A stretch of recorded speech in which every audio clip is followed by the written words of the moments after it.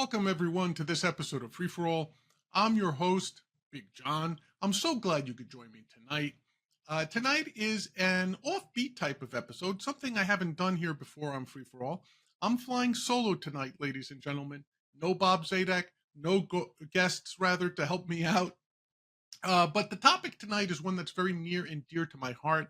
As a matter of fact, I can say that of all the aspects of libertarianism, liberty movement, constitutionalism, however you want to phrase it, this topic is the one that I'm the most passionate about, and it's the one that I'm almost the closest to being an absolutist about. That would be the issue of free speech. Free speech, what does it mean? Its application, does it have any limits? What are the ramifications of free speech? What are the ramifications of not having free speech in our society? I would just want to throw some thoughts out there, see if they make sense to you, and hopefully I can persuade you, as Milton Friedman used to say, I can persuade you to seeing things my way. There's the free speech in terms of the legal meaning of free speech, and then there's the ideal of free speech that I think we should be pursuing as a society. So let's start off with the easy one. In this country, in the US, according to our Constitution, the First Amendment, the number one hit on the Bill of Rights, includes the freedom of speech. Why? Why is it so important that it had to be listed as number one among all the rights that the government shall not infringe upon? Gun rights, the right to bear arms, that's number two, folks, and it's number two for a reason. Now, you always hear the hack comedic line, well, it's number two is there to defend number one. Yes, to some extent, but more so, I think it was a recognition that free speech is more important than the right to bear arms. And if you think of other adages, think of this one, the pen is mightier than the sword. And even though that's hack as well, come to the realization that being able to persuade someone, to be able to convince them of the righteousness of the logic of your position, that will sway many more hearts and minds than any gun, sword, or other weapon ever will. It's always a battle for hearts and minds.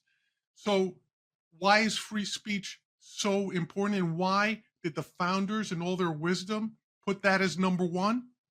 Very simple reason.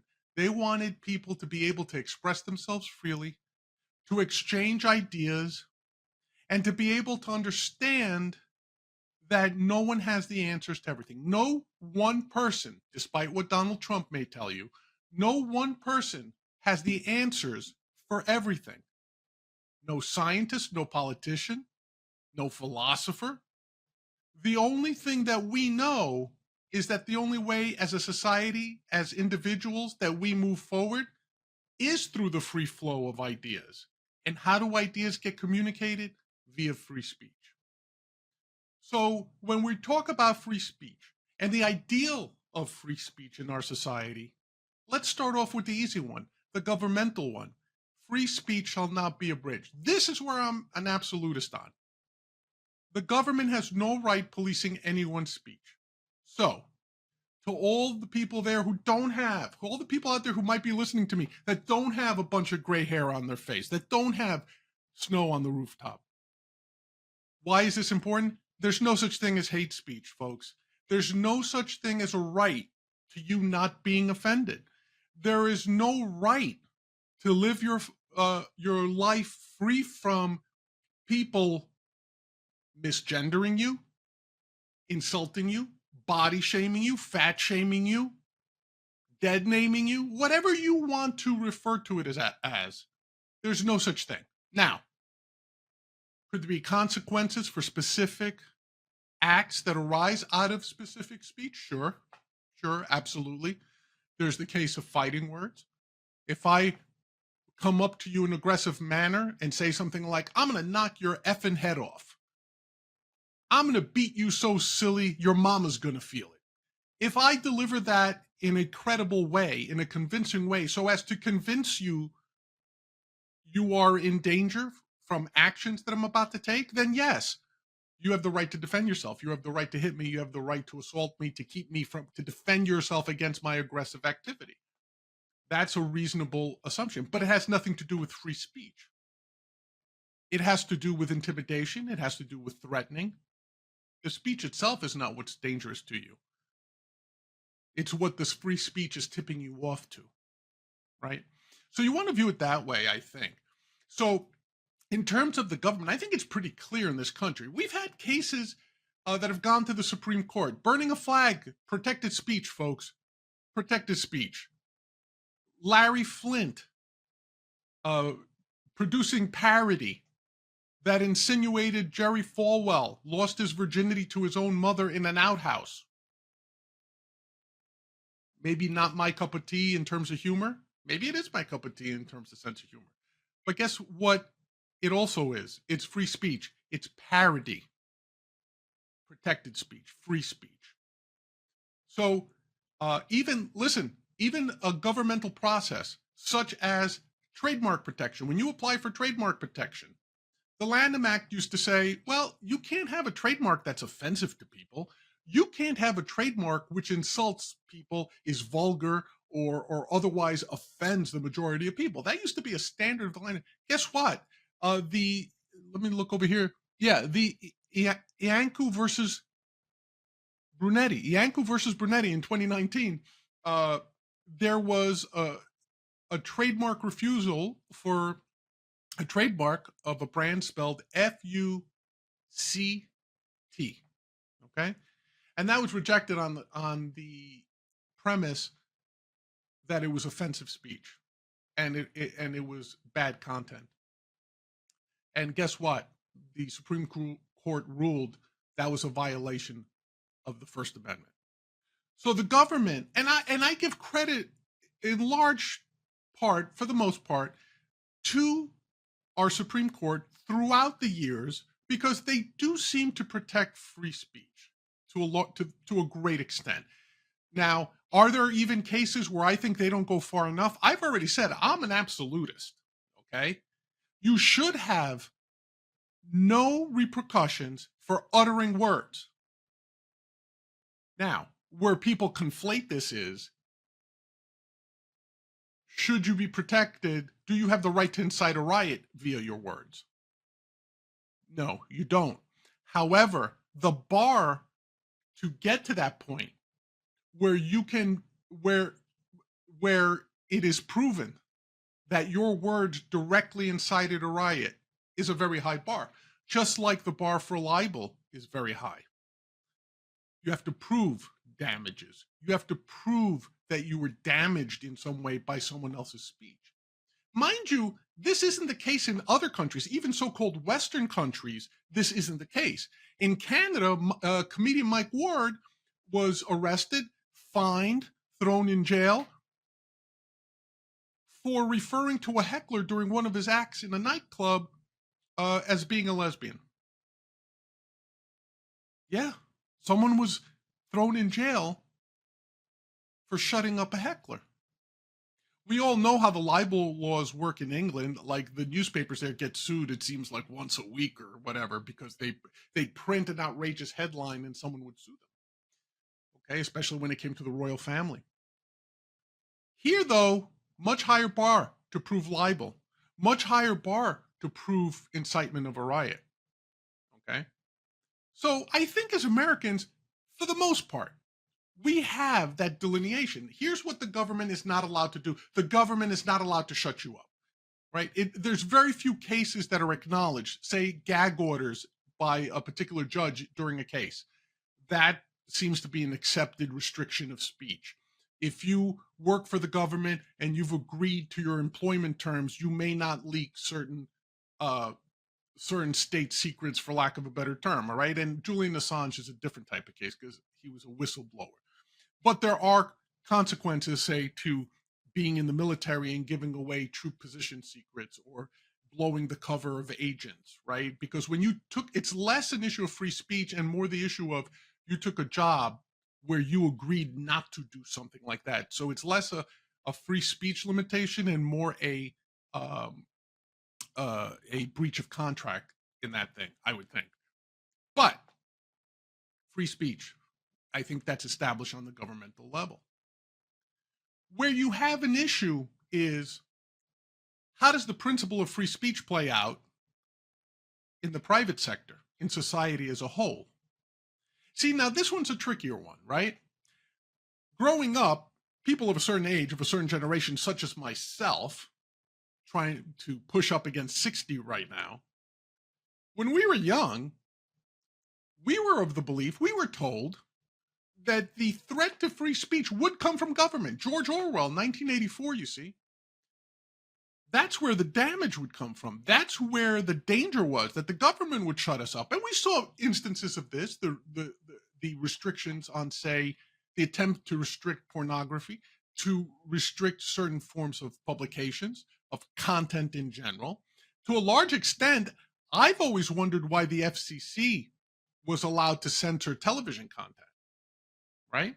The FCC was in its origins, was a technical organization. It was meant to divvy out licenses and to manage bandwidth, on spectrum bandwidth. It was really a technical organization. Somehow it evolved into a censorship organization where they got to choose what you get to see on television. Okay? I never understood that. For the life of me. Like, as much as I think Howard Stern has become a hack, I will say one thing about him and people like him who pioneered shock jock radio, so-called shock jock radio, which was, hey, F the FCC. Okay? So the government really doesn't need to get involved in stuff like that. But what happens in society, right? If I choose to work for an employer that says, listen, there's no cursing in our office space, there's no four-letter words in our office space, I have a choice to make. My choice is, do I accept their terms of employment? Do I accept the fact that while I'm working for them, while I'm operating under their auspices, I can't utter four-letter words? Okay. Is that a free speech restriction? I don't think so, right? You're agreeing to give up your rights to say whatever you want while you're employed for this person. And by the way, being a good libertarian, I don't necessarily believe in a lot of these regulatory labor laws. An employer I think, should have the right to say, I'm regulating your speech while you work for me. While you work for me, you can't do anything or say anything that will reflect poorly on the image this corporation is trying to portray. Right? That's okay. Here, let me give you an example. Right here at Grumblings Media. My partner, William Del Pilar, and I, once a week, I guarantee you, he'll have to call me up and ask me to rewrite or re-record something that I've done. And typically it'll come down to this. Hey, William, why can't I say during the podcast? Why is that so offensive to people? I think I should say and he'll say, hey, John, I don't want you saying it because it limits our potential ad revenue and we're here to make money. Now, that's a conversation that I'm willing to have. And that's a conversation that reasonable people can come to an understanding. If I want to produce content at Grumblings Media, I've agreed. Even though I don't like it, I've agreed I'm not going to say during a podcast. I'm not going to include the word in any written material. Why? That's our business strategy. Okay? The same reason that right now I wouldn't hire Nina Turner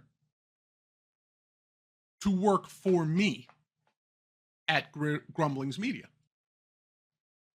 Why? She doesn't represent our point of view. She doesn't represent what we're trying to accomplish. She would never willingly do what it is we're trying to do at Grumblings Media. Doesn't mean I'm limiting her free speech rights. And I can't emphasize enough, I don't want to limit her free speech rights. You see? Because I'm an absolutist. I am of the belief, now I'm not talking legally, I'm talking societally, as individuals, I am of the belief that if you start out a sentence in this manner, I believe in free speech, but listen, in my experience, no matter what comes after that but clause, you don't believe in free speech. What you believe in is free speech that you agree with. Okay? As much and as frustrating as certain people's speech is, and I can rattle off a bunch of people with whose speech I get frustrated at, it infuriates me. I find what they say to be idiotic, in my opinion. I find it to be nonsensical. And worst of all, I think their particular style of delivering their free speech is influencing people, is persuading people to their, what I view to be nonsense. Okay? But you will never hear me say, take away that guy's right to speak. Take away that woman's ability to scream her truth from every rooftop that she has access to. No, you won't get that from me. This is where I'm a free speech absolutist, ladies and gentlemen. There is no speech that I would censor. Zero. Okay? Now, I could hear some of you say, well, what happens if someone comes along and out of the blue just insults your wife? I'd be upset. Or makes fun of your kid's condition. I'd be upset. I would be angry. I might even be tempted to break out all the wrestling moves I learned in college. I might be tempted to take my baseball bat and crack it across their skulls. I would be tempted to do so. I would never do so, though. And I would never advocate that their speech be abridged in any way. I'm an absolutist like that. If I don't like what I'm hearing, hey, I turn off the TV. I shut down my browser window. I walk away from the person who is babbling in my face. I turn my back to them. I walk away. That's how you shut out speech that you disagree with or find distasteful or find offensive. You don't lobby for laws limiting speech. That's why, in my opinion, hate speech should never be a crime. Because all it does is push one political group's agenda over another's. Very simply put. And any of you who think that's not the case, you're deluding yourselves. Are there things that are distasteful? Absolutely. Are there things that are offensive? Absolutely. I remember one incident maybe 7, 8 years ago. Daniel Tosh, a comedian, made a rape joke in a club, in a nightclub, that a female blogger found offensive and started some sort of, blogger jihad to make sure that he wouldn't get booked again, that he would lose his gigs. Why? Why? That to me is such a foreign response, is such an anathema to free speech. Don't listen to his stand-up. Get up and walk out. If it was presented as some sort of G-rated show, go to the manager and demand your money back. That's the proper response. Or go on your blog and say you had a horrible time.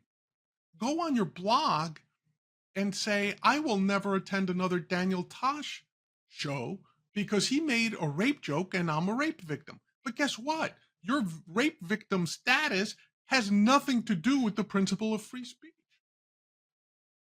For those of you too young to know this or to have lived through it, in 1979, there were Nazis, flat out Nazis, not alleged Nazis, not Nazis in name only, not alt-right or whatever they're called today. Actual Nazis. I mean, in Skokie, Illinois, who wanted to march. And guess what? That's protected speech, folks. That's their First Amendment right to free speech and the right to assemble, by the way. Okay? Guess, ironically, who was at the forefront of the legal battle to get them their right to parade, get the Nazis their right to parade? The ACLU. Yeah, that's right.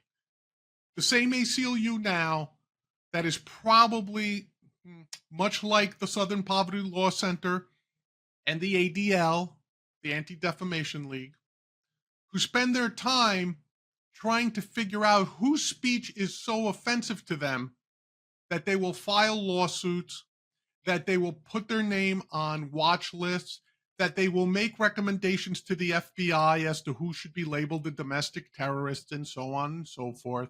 Yes, the ACLU, one of those organizations, was the leading voice at the time to make sure that these despicable, horrible,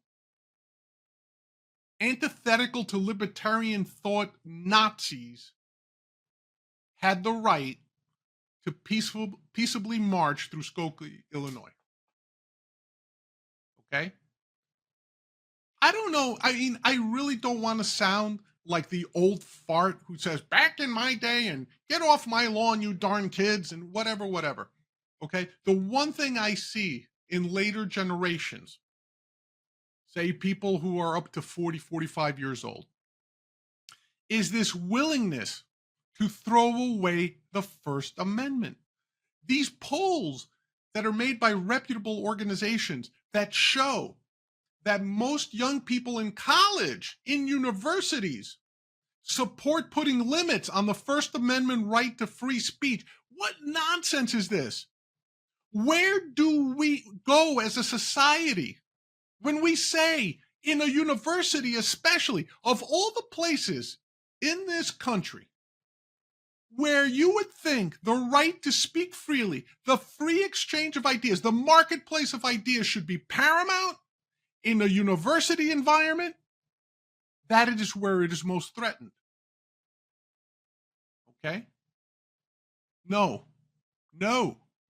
If you want to retain your individual rights, if you want to have the ability to progress both individually and as a society, you have to allow the free speech of ideas. And if you're a libertarian especially, this is one of those it's too far a bridge to cross if you're not down with absolute free speech, if you're a libertarian.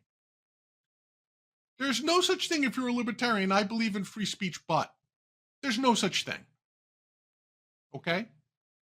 You may, as I've indicated, couch certain specific cases where, hey, I'm working for a private employer, not a governmental one, but I'm working for a private employer. I've entered into this agreement that I'm not going to use the word titties. Then, okay, fair enough. You've limited your own free speech, but you haven't given away your rights to free speech. You haven't abdicated your rights to free speech. And if you're a libertarian that somehow thinks you can support free speech and be anti-dead name and be pro-dead naming, for example, saying that you can't refer to a transgender person's birth name, then you don't believe in free speech. If you believe in compelled pronoun usage, you don't believe in free speech. Okay? If you believe there are certain subjects that consenting adults should not be exposed to, you don't believe in free speech. And I can't emphasize that enough. Free speech matters. And it matters to the degree that I think most people are not aware of the importance of free speech. Again, more so than the Second Amendment even. And as libertarians, free speech should always be defended, should always be protected, should always be espoused in our daily lives. Be tolerant of speech you hate. Absolutely. Be tolerant of speech you hate.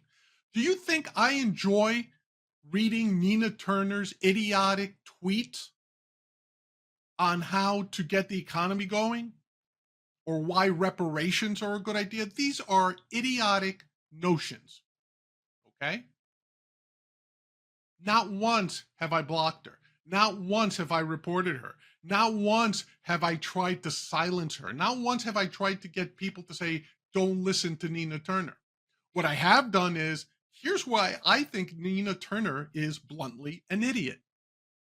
Here's why Nina Turner does not deserve your respect.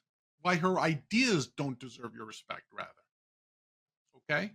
That's okay.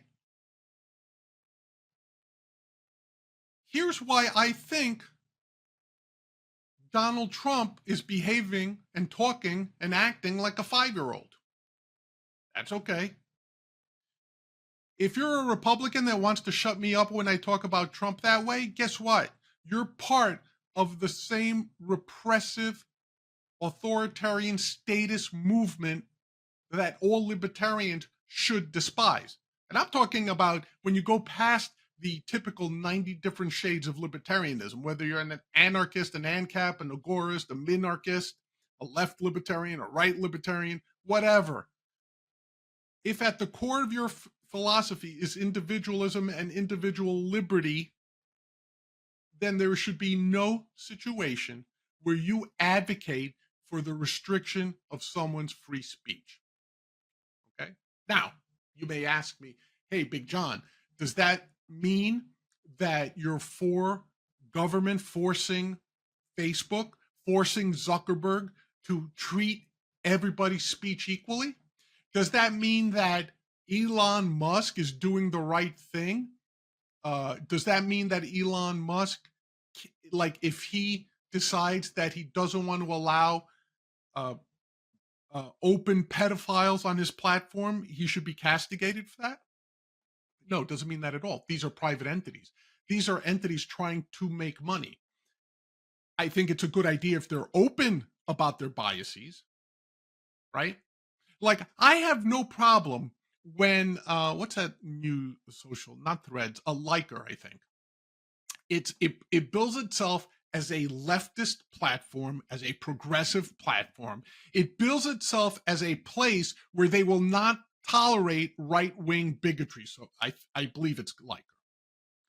Well, if that's the case, that's great. I don't have to join Liker. But at the same time, I can't force them to accept me and whatever my libertarian speech is. It's offensive to them. They don't need to listen to me. They can't be compelled to listen to me. But they should have no right to shut me up either on other platforms, on my own, to file lawsuits against me. You see the difference? And when someone calls for a boycott for any reason, by the way, see, this is where I think the libertarian movement as it currently exists is corrupted in its zeal to get more followers, in its zeal to try to win more elections and to grow the political arm of libertarianism. This is where we screw up, quite honestly. Why are we promoting people that don't believe in free speech? I can for a lot of different reasons, right? But if you're someone who supports Donald Trump, you're probably not a libertarian. You're probably someone who just likes one particular aspect of libertarianism. Say you're anti-vax. And you're like, wow, libertarians really are anti-vax, which isn't really the case, but that's the perception, right? Hey, libertarians are anti-vax, so I'm gonna join in with them, and maybe I can get some of them to vote for Trump anyway, because in 4 or 5 of the states that Trump lost to Biden the last go around, the difference between Trump and Biden, the spread there was the libertarian vote. So maybe we could get some of those libertarian votes over to the Republican side, because that'll give old Donnie Trump the leg up the next time, the next go round, assuming he's not behind bars. Well, guess what? You're not a libertarian. You're a Trump supporter who just happens to believe in one issue, say 1 or 2 issues that may be trigger issues for you. No, I'm sorry. Free speech is one of those things. You have to be a free speech promoter. Now, I will say, in looking at Twitter, in looking on some of the other social media platforms, what I've noticed is that people, and unfortunately, a lot of self described libertarians, whether they are or not, I don't know. And I'm talking about rank and file people as well as some of the better known people, will use the principle of free speech, of absolute free speech, to justify their own hatred and bigotry, to justify violence, to justify calls to violence. Okay, as I said, I'm a free speech absolutist. Nick Fuentes is free to say whatever he wants, him and his groypers. Richard B. Spencer is free to say and publish whatever he wants. The same way that Sean King is on the left, or Noam Chomsky is on the left, right? All the people I just mentioned, by the way, abhorrent to me philosophically. All of these people abhorrent to me in terms of pursuing uh, a mantra in life, right? But here's the difference. I would never advocate for shutting Nick Fuentes up. I would never advocate for shutting up Richard B. Spencer. I would never advocate for shutting up Sean King. But guess what? I don't need to promote them. I don't need to use free speech as the cover, as the justification for their repugnant ideologies. Why would I do that? Why would any libertarian do that? Hey man, do you believe in free speech? Why, yes, I do. I'm a free speech absolutist. Free speech matters to me. Hey, great. Then why don't you come down and join us at the rally to have Richard B. Spencer spread his nonsense to the youngest possible minors that he could gather into a group? No, no, I'm not going to do that. Why would I do that? Hey, let's change the libertarian plank to take out any explicit objections to racist speech. No, I don't support that. Why would you support that? Right? The plank perhaps should be amended to say we believe in free speech and we strongly oppose racism. That's something a political party should have in their plank, unless you are the effing Nazi party. Right? There's a difference between advocating for openness, advocating for the exchange of ideas. That's what I'm about, baby. I have no problem with that. But why would I welcome Nick Fuentes or Richard Spencer into my home, my ideological home? Why would I do that? I don't want them representing libertarianism. Doesn't mean I want to shut them up. They can start whatever group they want, and they have. Listen, the best disinfectant for hateful ideas, the best disinfectant for hatred is sunlight. It's openness. I don't want my Nazis lurking in the shadows. I don't need my black supremacists hiding somewhere where I can't see them, where I can't hear what they're doing. Right? And here's the other thing. You need to expose the targets of their vitriol, the targets of their hateful ideology. Those people, those unfortunate people, need to be exposed to the other side.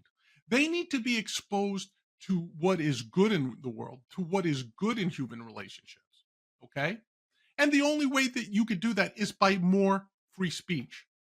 Again, it's one of those hack sayings. The only way you beat bad speech is with better speech.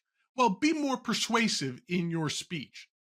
If you're one of the good guys, if you're a libertarian and you're trying to convince your family, your friends, even some of these Nazi idiots, that you believe in individualism, you believe in free speech, you believe in voluntary association, you believe in lower taxes, you believe in less restrictive government or no government, right? If you want to convince people of those things, you don't tie yourself in with idiots like Richard Spencer. You don't tie yourself in with groypers. You don't tie yourself into what the Proud Boys have become or the Oath Keepers or any of these idiots.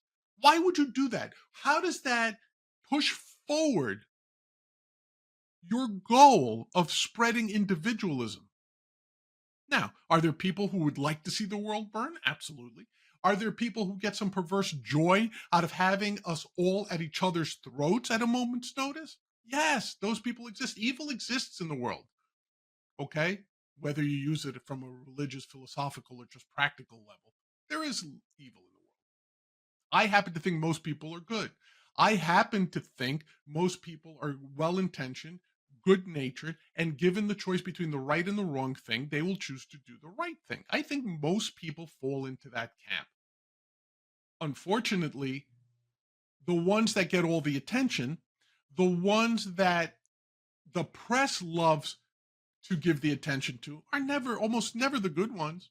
I mean, psychological studies have shown that a piece of bad news, a piece of bad speech is 10 to 12 times more recallable. You tend to remember it a lot easier than positive speech. That's why in advertising, companies will spend 10, 20 times more to make sure they bury bad news than they are to promote good news. For that very reason, you could hear 10 pieces of really good news about a particular product or a company. Those 10 won't stick in your head as much as if you got some word of some adverse event or something. Look at Bud Light. Look at Bud Light.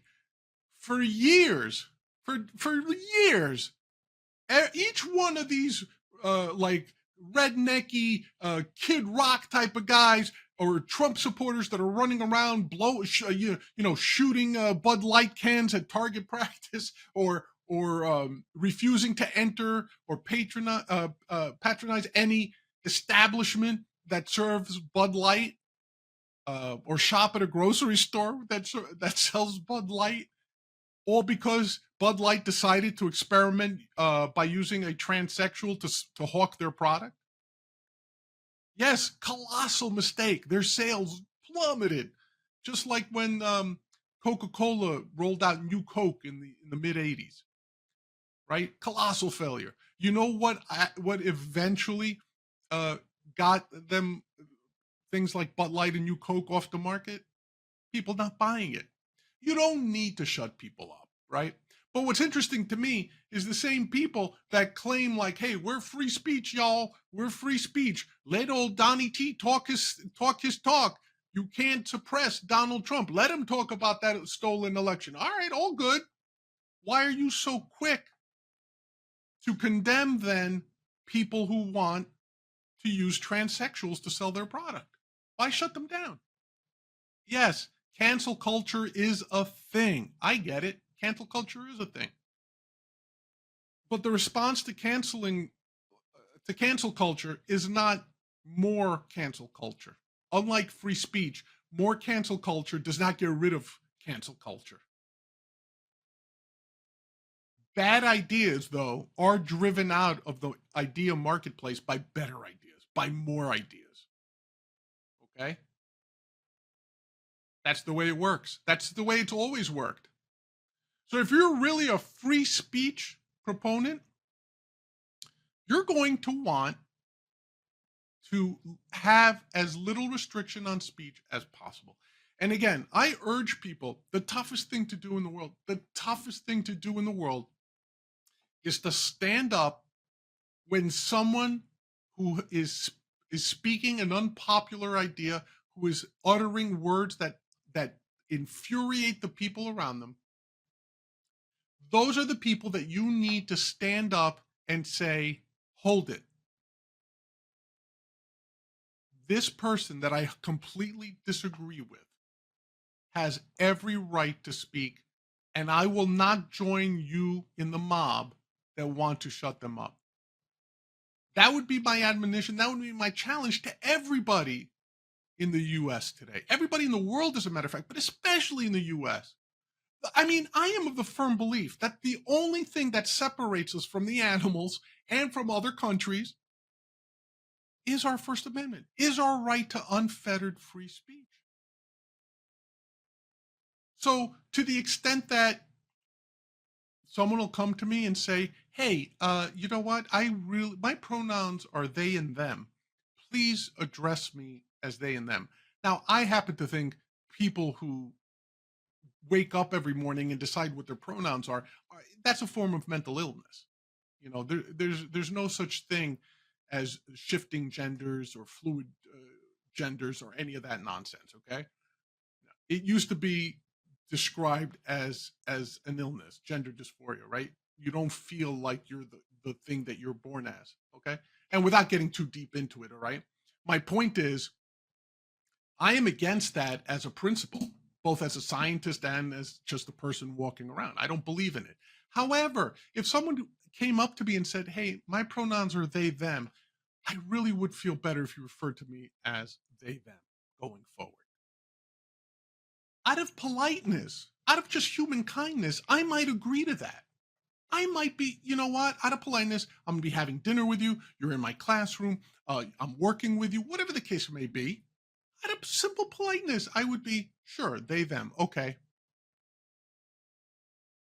However, you pass a law that says whatever cockamamie pronoun pops into someone's head, you are obligated to use objective language in the way that that particular person decides they want to make you talk, that your speech is regulated based on the whims of another individual. Sorry, that isn't going to happen ever. Nor should it. Nor should it ever happen. That's the whole point. Jordan Peterson made the point because in Canada, there is compelled speech, and if it's not fully passed, it may be on the docket to be passed. Okay. But that's what he was raving about. It's not that he wants to deny ever using those pronouns. He kind of, I think, uttered the position similar to what I just laid out, right? Like if someone came up to me and said, "Please, I would feel much more comfortable in your class, Professor Peterson, if you referred to me by my preferred pronoun." Okay, I think Jordan Peterson has said if he felt it was just a matter of making the kid comfortable or whatever, and he didn't feel like he was partaking in some sort of political statement or political theater, then yeah, sure, okay. But to have laws that compel you to do that, sorry. I've worked for companies that have tried that with me. I've refused. As a policy, I've refused. And if that didn't sit well with my potential employer, we just decided to shake hands and part ways. Although at companies, I've had individuals who in that situation said, "Listen, my pronouns are they and them. I would really appreciate it if you referred to me that way." I have agreed to that. Why? Because I liked working with that person and it made them comfortable to refer to them in that manner.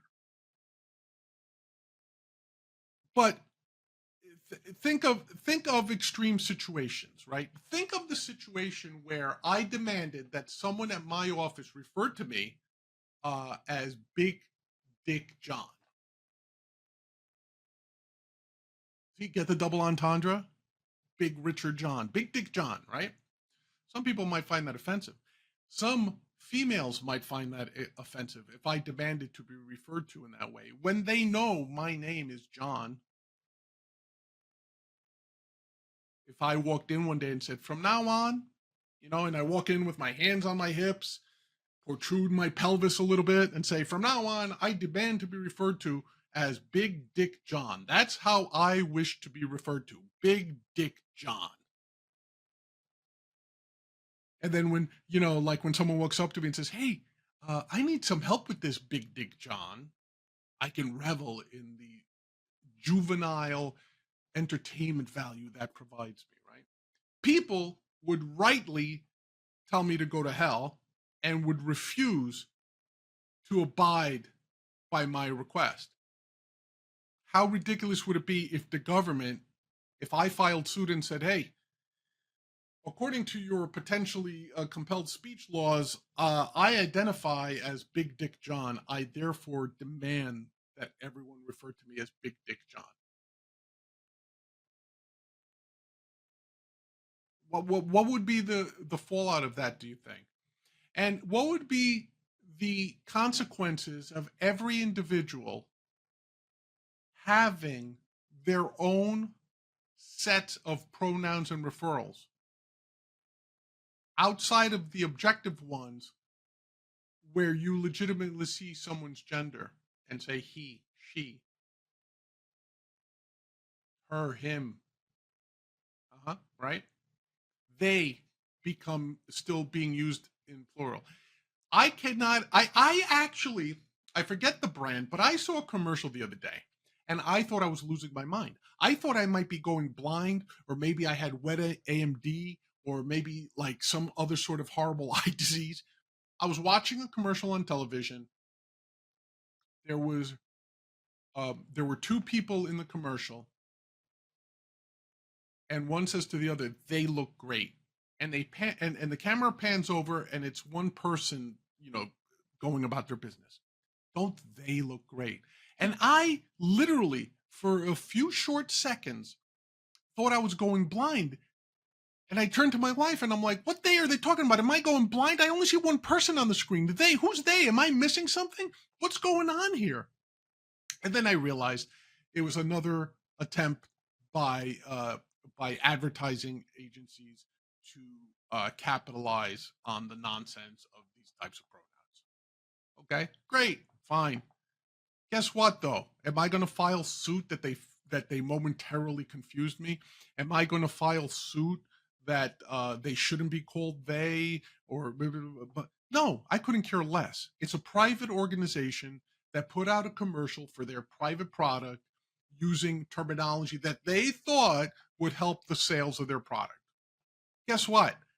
Just to show you what it was, I can't even remember the product. I remember the stupid commercial. I remember the stupid point they were trying to make by being so politically correct. I couldn't tell you what the product was. I'm being honest. I don't remember what the product was. I just remember being like almost crazily offended. It's not the right word, but just like, what the hell is going on here, right? So keep that in mind. That's what I'm trying to say.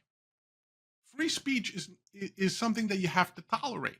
But if I'm going to say, and this has been a little bit of a disjointed rant, I realize that, but here's what I'm saying. Free speech on a legal level has to be absolute.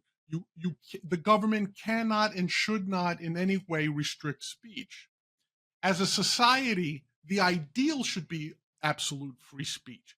The ideal should be absolute free speech. But there isn't an allowance and an understanding that I think reasonable people have, that if you work for a private employer, if you work for a private organization, or agree to join a private organization, say like the Boy Scouts, that restrict speech because of what they're trying to accomplish as a private organization, that's great. That's okay too, because you're not compelled to abide by their rules if you are not a contractual member of that organization. Okay? But every one of us has a role to play in ensuring that free speech remains a viable and vibrant principle that we live our lives by.